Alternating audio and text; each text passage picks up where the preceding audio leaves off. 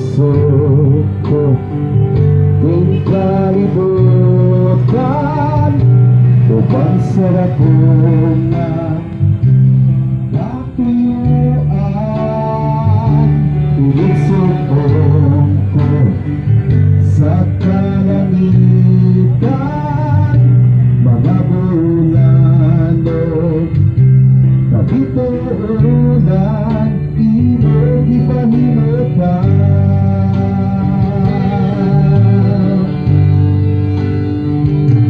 Mga pagantos hindi nabuhi, imong gipasan. Alam ka na ko sa kahugawan, imong gihinluan, kinabuhi ko karon. Nahugasan sa hamiri mong dugo, walay saman, kalibo kagamhanan, walay arang makatubong sa gugma mo. Tapos sugangay masigungan ka, ako may kinabuhi, ako may kusog, ako may ginhawan. Sa gabi ko'y mayawag ka, ako niragan. Sa kasing-kasing ko mayawag ka o galagaan ko.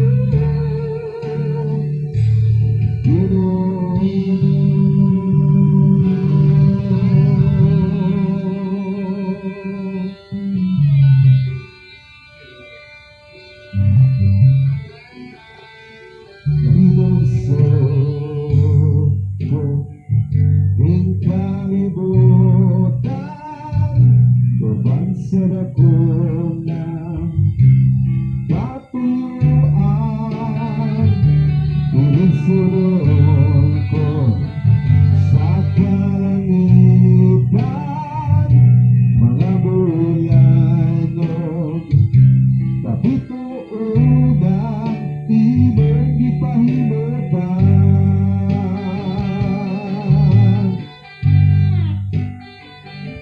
Mga pagantos ning kinabuhi, imong gipasan. Alam ka na ko sa kahugawan, imong gihinluan, kinabuhi ko karon. Nahugasan sa hamiri mong dugo, walay saman, kalibo kagamhanan, walay arang makatubong sa gugma mo. Tapos sugangay masigungan ka, ako may kinabuhi, ako may kusog, ako may ginhawa. Sa labi ko'y mayawag ka, ako niyagan. Sa kasing-kasing ko mayawag ka o galagaan ko. Mga kinabuhi, ako may kusog, ako may ginhawa.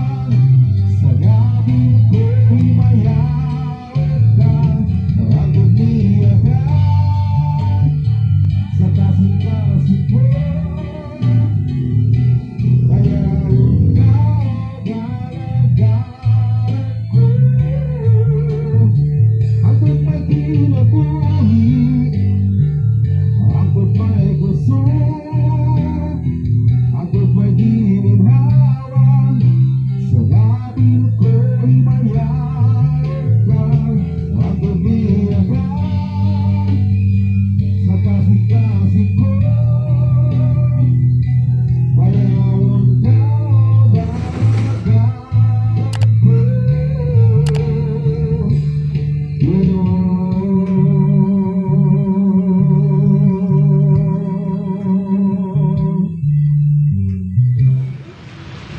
Makigalaan ko, Miami, kada Sabado, din paglibot-libot sa Baybay City para lang may proklamar ang tulong sa Ginoo.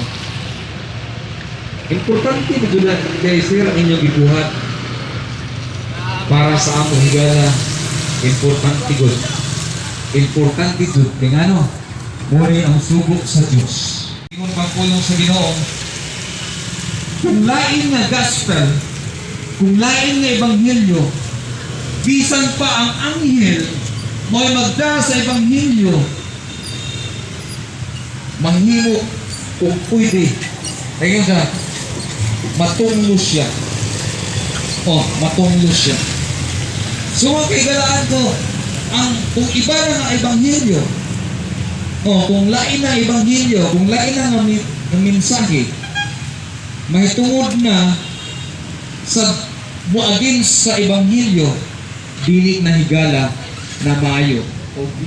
Ang may balita mga kaigalaan ko nga si Kristo miyanis kalibutan para magtubos kanimo ug siya namatay higala dito sa krus sa Kalbaryo ug wala siya magpabilin sa kamatayon. After 3 days nabanhaw siya ug mikayab siya sa langit ug mubalik higala para sa pagkuha kanimo kanako higala. Muna'y gospel, nabanhaw siya gikan sa mga minatay. Wa siya napabilin dito sa lugnanan. Kining among ginawali higala, kung wala mabanhaw si Jesus Christ, useless ting among gibuhat. Sa may atong saligan, kung mamatay siya, nagpabilin dito sa lugnanan. Makaigalaan ko, after 3 days, nabanhaw si Jesus Christ. O si bisan kinsa nga musalig ni Jesus Christ. Kadtong nabanhaw na Jesus, ang tinuod ng Ginoong Hesus, ang anak sa Diyos, si bisan kinsa musalig kaniya, dunay kinabuhi nga walay katapusan. Ang tumong niya higala din sa kalibutan, aron ka maluwas, aron ka malangit, aron ka dunay kinabuhi nga walay katapusan higala. Sutihan ta ka, kanang imong kinabuhi, lumalabay lamang na. Ako, kini akong kauban, dili ni, pero minting sa kalibutan. Tunay kinutuban higala. Limited higala. Limitado ang atong pagkinabuhi. Tunay nag-una na higala, doon na po'y naulhi. Pero pangutan ta ka, higala kanus amang kamangandam. Tugay wala tamasayit, higala kanus ama upos ang kandila sa atong kinabuhi. Ingon pa, sa laktod nga pagka-istorya wala tamasayit kung kanus at mamatay. Pero makahigalaan ko ang pulong sa Ginoo nagaingon, it is appointed unto man, di katakda na sa katao, kasi siya mamatay, o kahuman na paghahukman siya. Dunay paghukom higala. Dunay paghukom. Dilita permanente higala din sa kalibutan. Pero sultihan ta ka, gimahal ka, gihigugma ka sa Dios. O dili niya gustong ikaw maimperno, dili sa gustong ikaw matumpawak sa kadautan, kundi dili makagpaton kag kinabuhi nga walay katapusan. Mauta na siguro ka sir, unsaon man ako para makadawat og kinabuhi nga walay katapusan dito sa langit. Mao ni ang imong buhaton. Saligi si Ginoong Hesus. Dawata si Ginoong Hesus. Nag-ingon bang pulong sa Ginoo? Whosoever shall call upon the name of the Lord shall be saved. Si bisan kinsa nga motawag sa ngalan sa Ginoo, mamaluwas siya. Pagtawag lang sir? Yes, pagtawag. Kasi kung mutawag ka, mo'y na nagpasabot, ngayong salig ka sa Diyos. Hinumdumi higalang imong kaugalingon dili na makaluwas. Ako dili ko makaluwas nimo. Kini nga akong kauban dili na makaluwas kanimo. Ikaw ang imong kaugalingon dili ka maluwas sa imong kaugalingon. Way makaluwas higala. Kanang imong kwarta dili na makaluwas nimo. Kanang imong nindot nga balay dili na makaluwas nimo. Kanang imong nindot nga car, kanang imong pagkalantip sa muna-muna dili na makaluwas. Ang makaluwas lang higala mao si Ginoong Hesus, Jesus Christ lamang. Ang pulong sa Ginoo nagaingon, There's no other name. Wala lain nga pangalan nga gihatag sa Dios. Ilayon sa langit nga makaluwas. Ani ko din mo and mga kahigalaan ko. Sa John chapter 1 verse 12. Nag-ingon dito. Katurang mo dawat ug katurang mo tuo mahimo or may karapatan nga maging anak sa Dios. Importante higala nga dunay atong relasyon ngadto sa Dios. Nga unsaon man nato, dawaton nato si Jesus. Sunod higala mag-pray ta. Mag-ampo ta higala ayaw ka uwaw. Sunod sa akong pag-ampo higala. Atong dawaton si Jesus. Atong hangyon ang Ginoo, please ilista nga akong pangalan dito sa libros kinabuhi. Tuwa kay makasasalat ang tanan higala mga hitag pasaylo.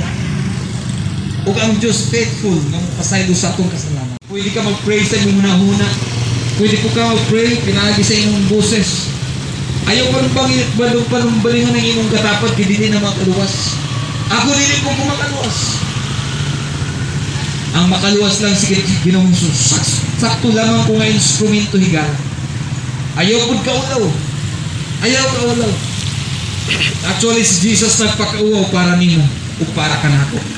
Nalansang siya sa krus. Yung mga Biblia hubok siya. Daliman ka hubok siya. Wa siya mao. Nag-antos niya. Nag-suffer siya para kanimo kanako. Busa higala mag-pray ta. Ginoong Jesus. Ginoong Isus, Karon, salamat sa panahon. salamat sa panahon. Ngayon mong gitugot ka nako. Kaya mong itugot ka na ako. Ug karon, O karon, nakabati ko nakabati ko sa imong balaang pulong. sa imong balaang pulo. Nga nanginahanglan di ay Anong hinanglan di ay sa imo. sa imo. Ang amo raw pagbuhaton Ang amo na pagabuhaton, is musalig, mausalig, mutuo, muto,